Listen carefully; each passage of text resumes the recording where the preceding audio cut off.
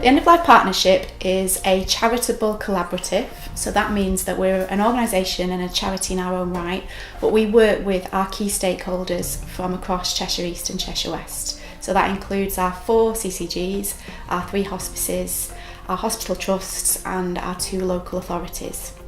And our strapline is that we are aiming to transform end-of-life experience and care. And by transforming end-of-life experience and care, that's looking at the whole range of end-of-life. And as end-of-life is part of life, it's looking at living well, ageing well, grieving well and dying well.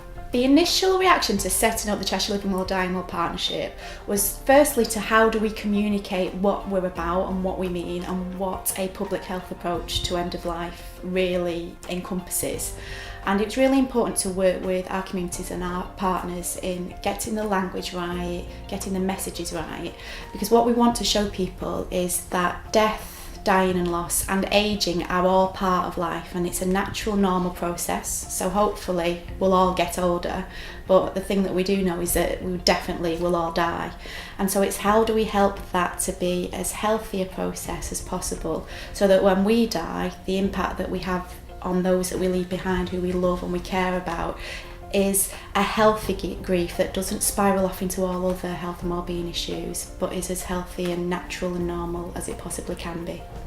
So the Crafting Memories project is a project which has been kick-started, where we are trying to engage people through the medium of arts and crafts to look at how can we capture memories that are important to them and to have discussions about what they want in their life when they get older, as well as their death, and what's impacted upon their lives from people that they've loved that have died. So it's using all sorts of crafts, from sewing, glass painting, decoupage, whatever crafts people want to use, and looking at how that can be rolled out within community groups to champion that.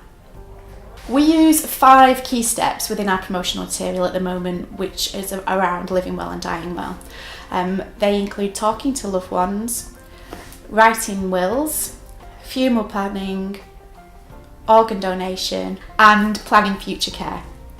So these are just 5 simple steps that can really get people on the right path to looking at what they want as they get older and at the end of life. The work that's happening in Cheshire around end of life and palliative care is really important, and the fact that the End of Life Partnership gets to work with all our key stakeholders and really are flying the flag for Cheshire nationally is something that we're all really proud of.